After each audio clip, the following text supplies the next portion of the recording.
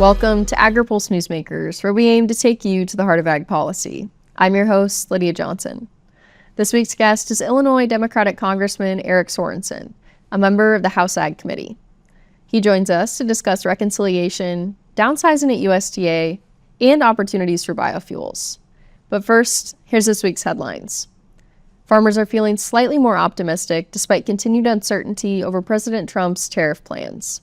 According to the latest Ag Economy Barometer from Purdue University and the CME Group, overall farmer sentiment rose by 8 points last month.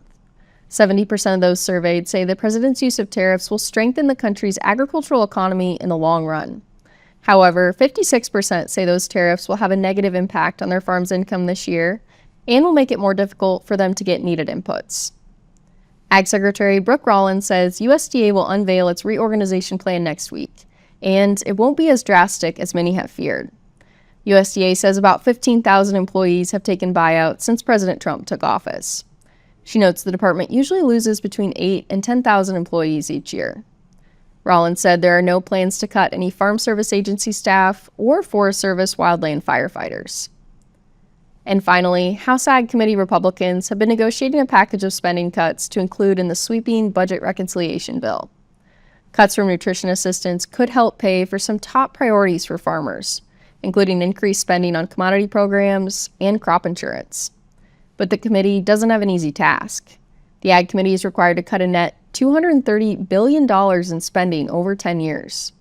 We asked House Ag Committee member Representative Eric Sorensen why he is opposed to the proposal to cut SNAP benefits in reconciliation.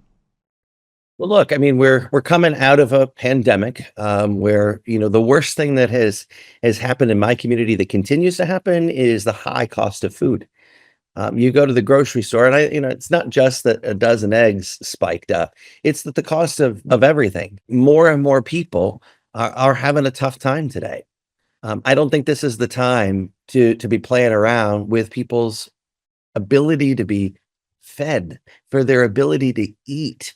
SNAP is a basic needs program in many of our communities. And in my district, our average income is less than $50,000 a year.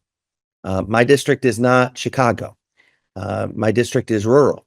And this affects our rural communities. And I'll tell you what, we need to do everything that we can to make sure that people can live in the small towns if your population sign says 5,000 or less. And understanding that in our rural hometowns, the cost of food is even higher than it is if you're connected to a town big enough to have a Walmart. And Republicans want to use the savings from cutting SNAP to increase spending for commodity programs and crop insurance. Wouldn't that still be good for the farmers in your district and the farmers across rural America? Yeah, and I talk with our farmers and our producers, and they want to be solvent, but they don't want to be solvent as they see people become hungry. That's not a solution to them. And I think that's one of the bedrocks that we have, just as Americans, we care for one another, and I'm all about finding where there's waste, where there's fraud, where there's abuse in the system. I think we should find that every single day, but also understanding that the producers in my district, I say that this is the capital of agriculture, where we're the home of Deere and Company. There's still 64,000 families that rely on SNAP, and we need to make sure that those that safety net doesn't go away. You were one of 4 Democrats to vote for the Farm Bill passed by the House Ag Committee last Congress.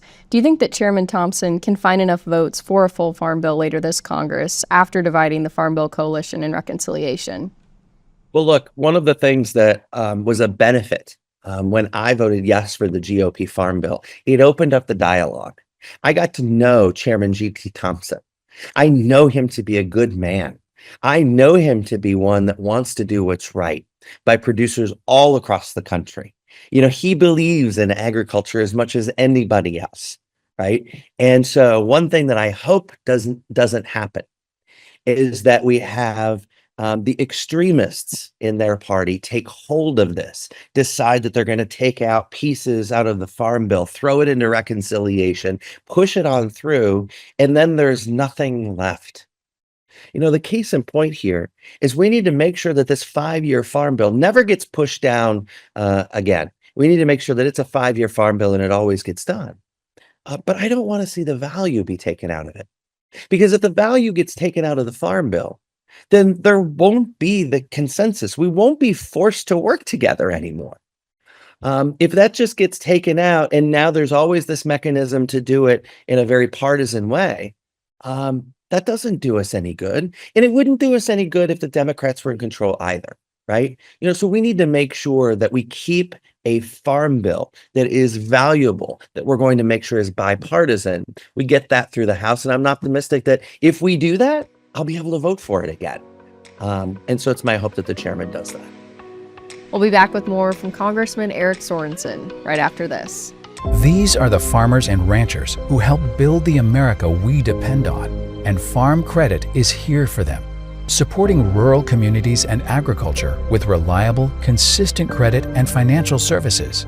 In good times and bad, we provide loans to farmers and ranchers, farmer-owned cooperatives, rural home buyers, agribusinesses, and rural infrastructure providers. We help agricultural producers feed the world. Learn more today. I think some of sustainability to farmers just comes second nature. If you Yes. asked a farmer, are you sustainable? They'd probably look at you maybe a little funny and say, I don't think I'm doing anything that special, but it really is just what they do. We're all farmers, and our goal is taking the best care of our land, our cattle, our natural resources.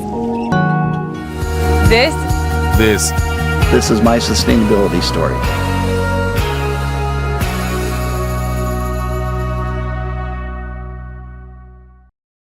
About 15,000 employees have taken buyouts since President Trump took office.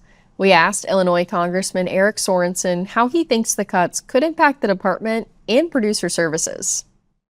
Well, look, I mean, you talk to any producer, whether that's corn and soybeans in my district, or sugar beets up in the Dakotas, or cotton, or any commodity, right?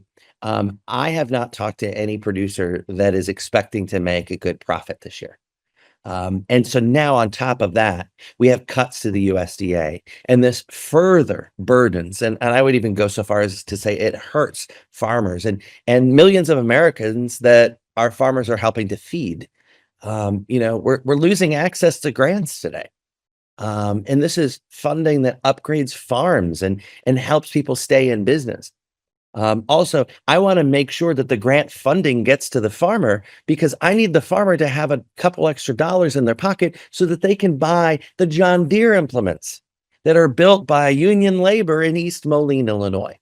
And so I think the bottom line is the funding chaos that we're seeing right now, it adds to more uncertainty for our farmers and our producers, who are making decisions now that will have to go into implementation for next year. And the administration is doing away with any reference to climate change at USDA and across other departments. As a former meteorologist yourself, what concerns you most about the scrubbing of the word climate in this work? Well, look, I mean, these aren't scientists that are making this decision. I'm the only meteorologist in Congress. I was one of the first meteorologists to actually start communicating how climate was affecting us in Northern Illinois back in 2008. I did countless talks with farmers in even dairy barns. I did a climate talk, but my talk was different, because I believe that we need to understand the science to make good decisions, not politics. But here is a case where we're allowing politicians to make decisions. One of the greatest things that I've been able to do is go to family farms and see the book of data. I mean, there are giant books of data of what the high and the low temperature was on a specific day in 1942.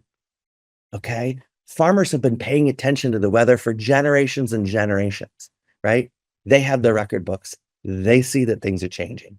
And as trade concerns grow, farmers say that they're looking for additional markets for their commodities. Can new markets for biofuels make up for some of the impact of this trade war and the tariffs? Sure. I think that is a real opportunity for us, because I go back to the fact that we have been innovators in this space in biofuels. I grew up in Northern Illinois, and I remember back in the 1990s, how the ethanol idea was circulating, right? And there were a lot of people that were against it at the time because they didn't know, right? I think there is always a fear of the unknown. right? But now understanding that this is a heartbeat in our district. This is a heartbeat in America, the ethanol industry. We have to make sure that as we get better and better at producing biofuels, that we're opening it up to international markets. We'll be right back with more of our panel discussion.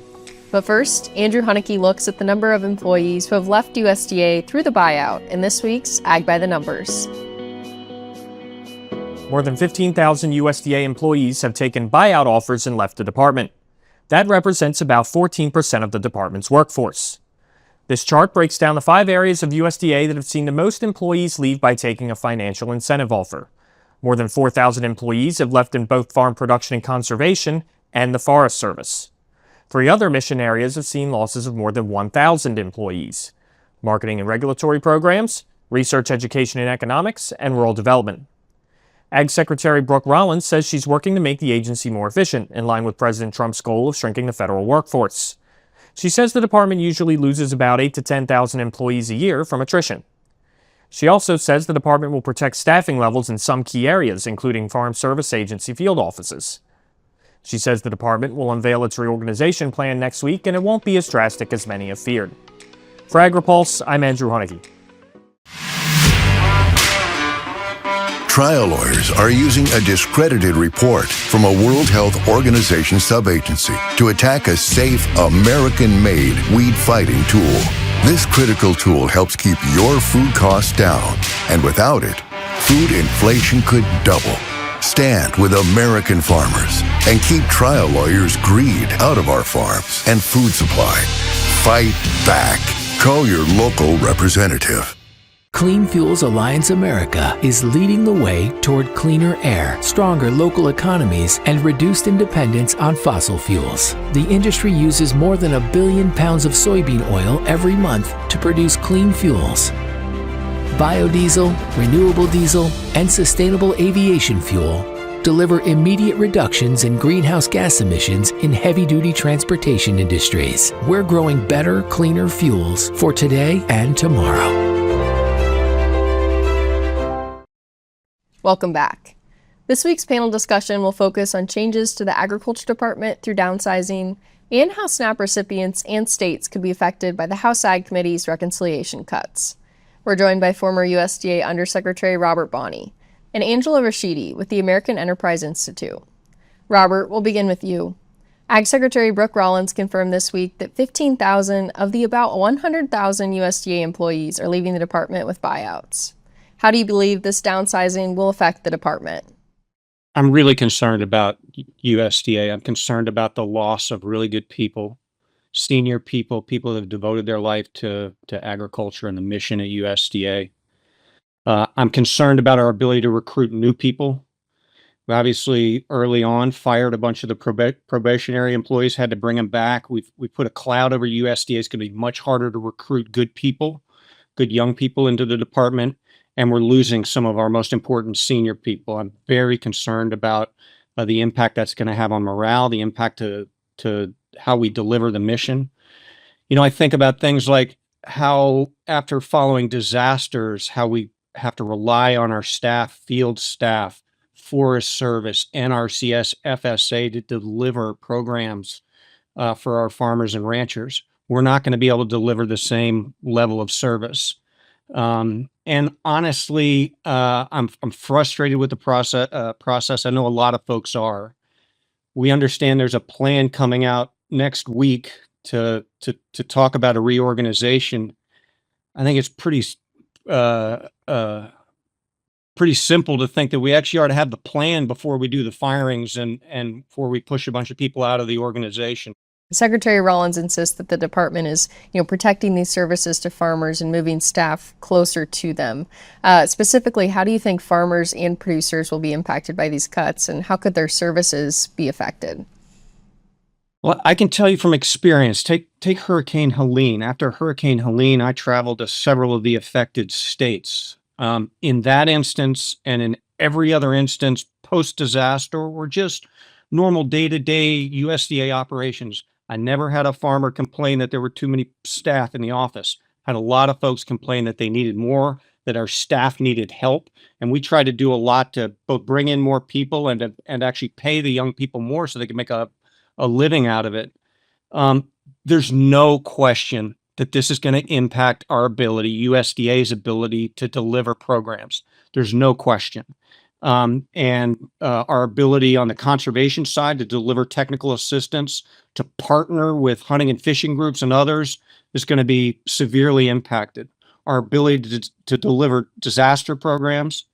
I'm really concerned about the firefighting operation in the Forest Service.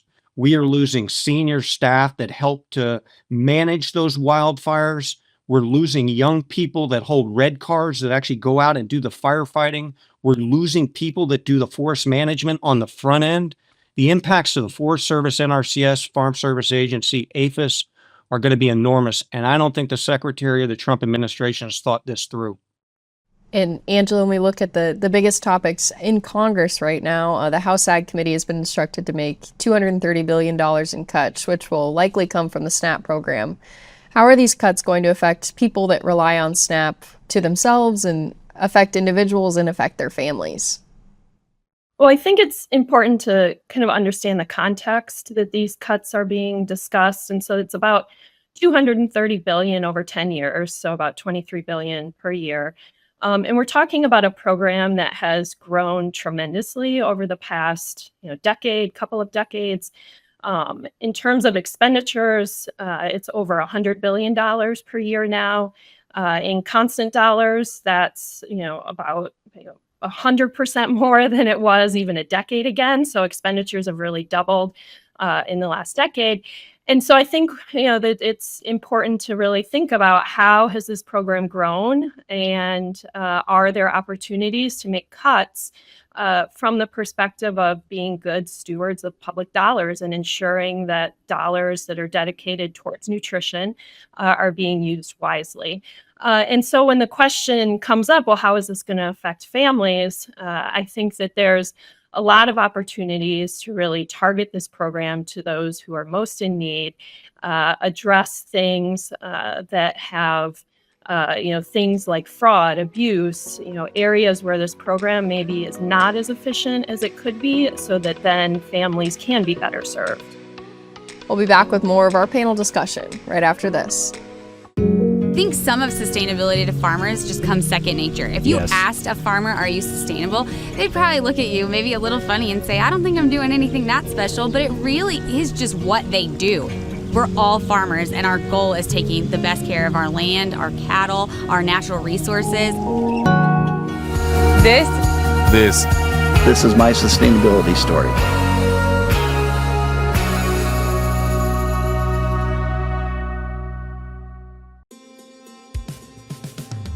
It's not as simple just to wake up one day and go, I want to be a conservation farmer. You're changing how your farming practice is done. You're changing your operation. Farm Credit supported John and Kelly Watley as they shifted to more sustainable farming, improving the environment where they farm and live. Learn more at farmcredit.com/climate. Welcome back. One of the most challenging issues for Republicans in reconciliation is the proposal to require states to help pay for the SNAP program. We asked Angela Rachidi with the American Enterprise Institute if states have the capacity to handle the additional expense. The financial kind of infrastructure, the way SNAP is designed, is that the benefits are 100% federally funded. And so I have argued, and others have argued, that this is a tremendous incentive for states to actually expand the program. And there's very little incentive for states to constrain costs and do things that can prevent fraud, for example. And so the idea behind having states have some sort of financial skin in the game is because states actually administer this program, meaning they determine what households are eligible, and it's really their responsibility to try to constrain costs, and yet there's no incentive for them to do that. The entire incentive of the program is to get as many people on benefits as possible because states have been told that's how you get more federal dollars into your state. And so I think the idea behind increasing the share that states have to contribute is that then they will take more care in determining eligibility. They'll take more care in implementing existing work requirements, for example, and all of that will provide the incentive that states need to constrain costs and, again, ensure that those SNAP dollars are being spent appropriately. And Robert, turning back to you, the Department of Government Efficiency is now approving farm loans over $500,000. Do you think this is a good or a bad idea, to have that extra box to check on USDA loans? I think it's a terrible idea. And I think one of the things that's really important for people to understand about agriculture, and obviously people listening to this program know that, but timing matters. Farmers are getting loans for land purchases. They're getting loans for seed, inputs, all kinds of things. And timing matters. And the more you do to slow it down and allow people who know nothing about agriculture. Elon Musk doesn't know the first thing about agriculture. His minions over at the White House don't know anything. Involving them is going to slow things down. It's going to make it more difficult for U.S. agriculture. One of the things we tried to do in the last administration was to empower our people on the ground to work with farmers, to provide better terms for loans, to get more people into agriculture and to get them in a financially sustainable way. And I really worry that this is going to undermine agriculture at a time when input prices are going up, where crop prices are going down because of the trade war, and farmers don't need more financial strain. Angela, some states have launched pilot programs limiting SNAP purchases on sugary drinks, for example. How could these restrictions impact the SNAP program? The Supplemental Nutrition Assistance Program is designed to improve nutrition. And we have evidence to suggest that a lot of SNAP dollars are being used on foods like sugary beverages that have no nutritional value and actually are contributing to chronic disease and poor health that is a public health crisis in this country. So I think states are rightly looking for creative ways to try to address health issues among their populations, as well as ensuring that public dollars that are earmarked towards SNAP, towards improving nutrition, actually do improve nutrition. We'll be back with more Agri-Pulse Newsmakers. But first, Andrew Hunnicky looks at the current state of soybean processing plants across the country in this week's Map It Out. The number of soybean processing plants across the country has been quickly expanding, largely because of the demand for biofuels. This map from the American Soybean Association shows the number of soybean processing plants in the U.S. Those with dark blue circles started before 2023, the light blue circles are for plants started in 2023 and 2024, and the green circles represent plants opening in the future. The larger the circle, the more daily crushing capacity the plant has. According to data from the American Soybean Association, the domestic capacity of the industry has increased by 14% from the beginning of 2023 to the beginning of this year. Since 2023, 9 new or expanded plants have come online, while 7 more are expected over the next 6 years. If all those plants are built, ASA estimates domestic crush capacity will increase by 22% in 2030 over 2023. For Agri-Pulse, I'm Andrew Hunnicky. Trial lawyers are using a discredited report from a World Health Organization subagency to attack a safe, American-made weed-fighting tool. This critical tool helps keep your food costs down, and without it, food inflation could double. Stand with American farmers and keep trial lawyers' greed out of our farms and food supply. Fight back. Call your local representative.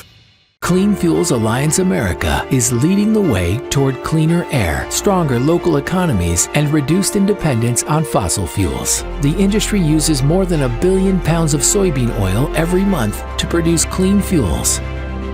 Biodiesel, renewable diesel, and sustainable aviation fuel deliver immediate reductions in greenhouse gas emissions in heavy-duty transportation industries. We're growing better, cleaner fuels for today and tomorrow. Thanks for joining us for another episode of Agri-Pulse Newsmakers. Here's what's on the horizon for next week. The House Ag Committee will mark up their portion of the budget reconciliation bill beginning on Tuesday. The Senate Ag Committee will hold a hearing Tuesday focused on perspectives from the field about conservation. And the Consumer Price Index will be released on Tuesday. Plus, sign-up is open for the Agri-Pulse Food and Ag Issues Summit in Sacramento, California. On June 10th, you can gain insights on water issues, the ag economy, and perspectives from the California Capitol, from industry leaders and lawmakers. To sign up, visit the events tab on our website.